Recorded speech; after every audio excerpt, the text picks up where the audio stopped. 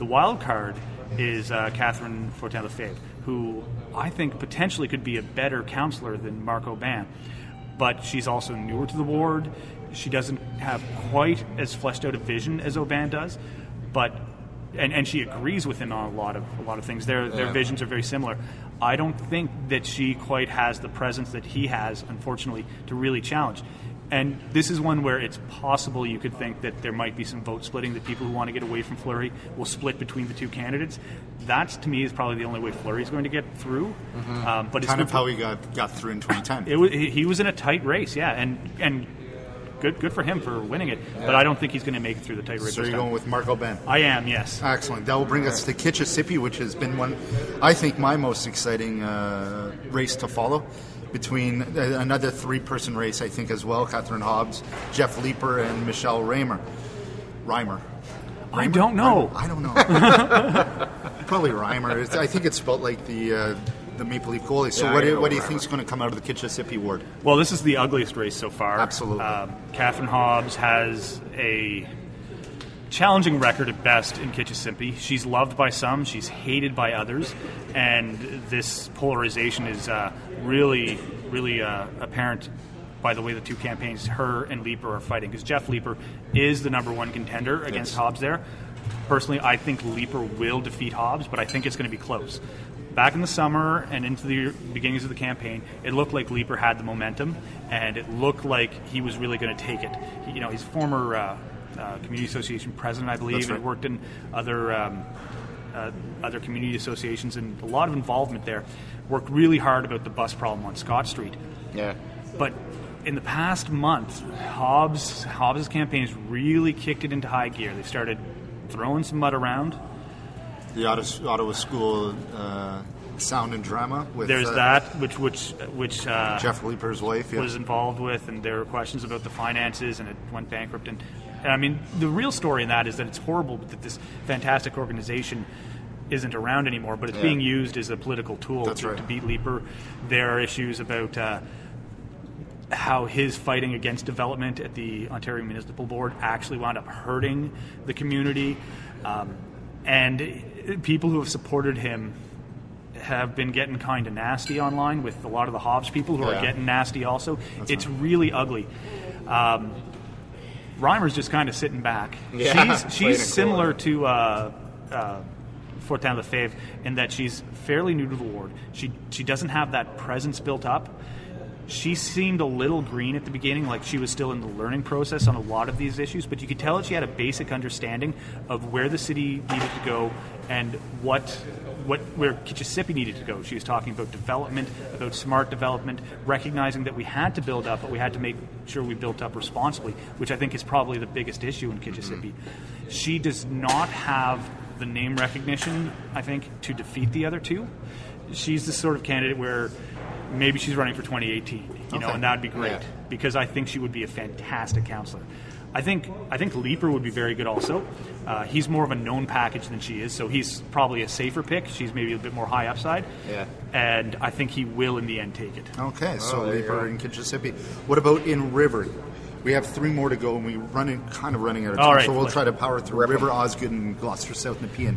River is a bit of a mess because they're replacing Maria McRae, and they've got about 10 candidates. There are 4 that I'm looking at that are actually challenged this. There's Mike Patton, who doesn't actually live in River. He lives in College Ward, and this could be a problem for him because a lot of people don't like that. Yeah. He's a former staffer for Rick Shirelli and Larry O'Brien, and he wears the Larry O'Brien work proudly, which is a little surprising to me.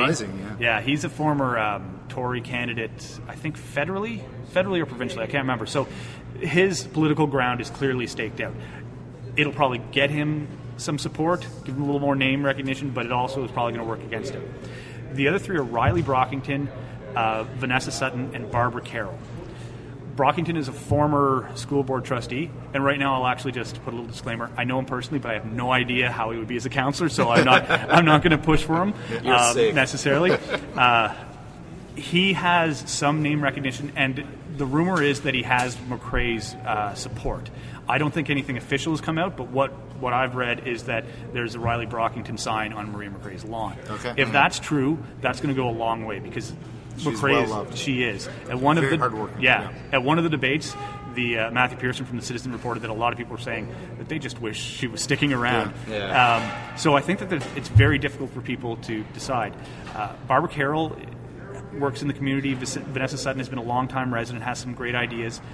From everything I'm hearing, it looks like Brockington is the front runner, and it looks like it would be challenged by Patton or Carroll.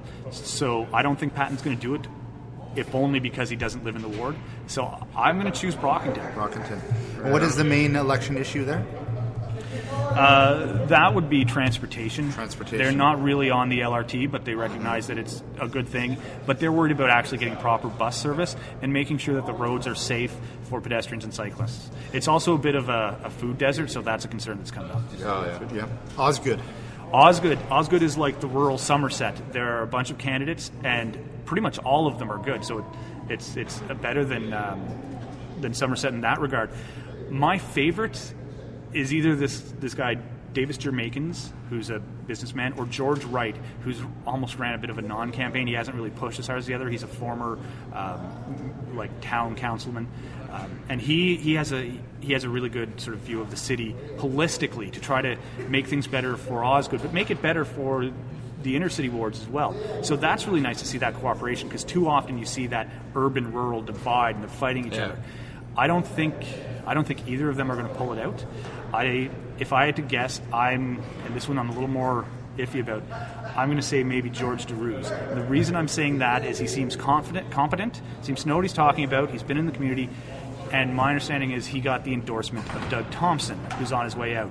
And I think that endorsement could probably swing things for him. One thing I've heard about endorsements in the Osgood riding is if you get the snowmobiling endorsement from all the snowmobilers out there, that's That's not one I've heard, but that makes a whole lot of sense. The one person I'm going to throw out to just keep an eye on is Kim Sheldrick. She was one, when I first read her site just to get an idea of her, I wasn't really that impressed. She just seemed like the typical, I love my community, I want to run. But the more and more I've heard from her and read from her, the more I realize she understands what's going on in her community and in the city as a whole. She understands the idea of, sort of like George Wright, the need to work together. And she actually has the chops in politics to get stuff done. She's been very involved throughout the last 10 years or something, I think, in her community in politics. So I'd really like to see her go well. So your prediction is George DeRuse. George DeRuse. And very quickly, Gloucester South Nepean. That's very interesting with Susan Schering. Yes, it's mainly between Schering, Jason Kelly, and probably Scott Hodge. Michael Kakish is an insider who's running, but I don't think he's going to make it. He's doesn't really have a command of the issues as well. I'm going with Schering. Yeah, I think the name so. recognition gives her an automatic advantage, and also she's been very impressive. I wondered if she was going to be sort of the caricature a lot of people have of Sun reporters, yes. but she isn't. She's got a lot of depth and understanding of the issues. She's passionate about her community, so I think that her name is going to get her into people's minds, and then she's going to be able to win them over. If there's someone else winning there, it's probably going to be Jason Kelly. Jason Kelly. Yeah. So we have that. There you have it. And then very quickly, Alta Vista with no Peter Hume. Any idea there? Yeah, Just this is a quick prediction. Two-person race. It's Kluche versus Cowan. That's all that matters. Kluche will probably win because of experience and the endorsement from Hume. Cowan is someone who could be a real visionary at council, and I'd love to see him win. What about the Bay Ward? Alex Cullen versus Mark Taylor. I think Mark Taylor is going to hold it. I don't think Cullen has done enough to hurt him. And Cullen, for all the things he gets right, he can be so abrasive. Yeah, absolutely. I'm just reading the battle with Jim Watson a week ago. And for the most part in these battles, he's on the higher ground, but he gets nasty and vindictive about it, and you're just like, well, I don't want this person. It's hard to work with. Yeah. What about the Innis Ward? That's a major one as well. Yeah, Innis I don't have a good read on, but it is one of the most interesting ones, if only because we've got reality TV star Jody Middick. I have Jody Middick winning. Yeah, I think it might be him. He's got a lot of buzz. He's got the name recognition. And the other thing is... Very impressive with how hard he's trying here, too. This guy doesn't quit. And he knows what he's talking about. Yeah. He's not just out there relying on his name and his service to country. He's actually got an idea of what's going on.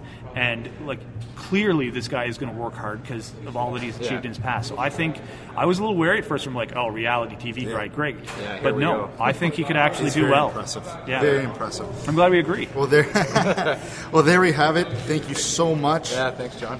Thank you so much. We'll quickly run down events if we can get them. Ottawa Art Expo going on, Poutine Fest, Mick Foley going on, the Women's Show. What do you got? Ski and snowboard show is this weekend as well. What else we got? There's a hip hop burlesque show, kind of partnered with the House of Pink crew. So that's going to be on Saturday. Hold on, I'm just trying to see where it is here. That's going to be at the Hub, Ottawa, actually. Really? Yeah. That's an interesting location. Yeah, for sure. Then we got Burgers and Base at a burger joint down on Murray Street. It's a Bite Burger House. Oh, yeah. There's going to be some live music there. And get out to vote Get out to vote on Monday. Yeah. And we're going to be doing a live episode next Wednesday night at the Wellington Well. We will be interviewing Don and Jen Chow, who they're doing a book launch for Ottawa Food. So it's going to be an great. awesome night. So come out there, say hi to us. Talk about. I mean, they'll be featured in there. So absolutely. Have a great week, everyone. Yeah, One thanks. last song from Lemon Cash. This is Jealous Man. Thank you so much, Jonathan. Thank you, guys. Have a great week. See ya.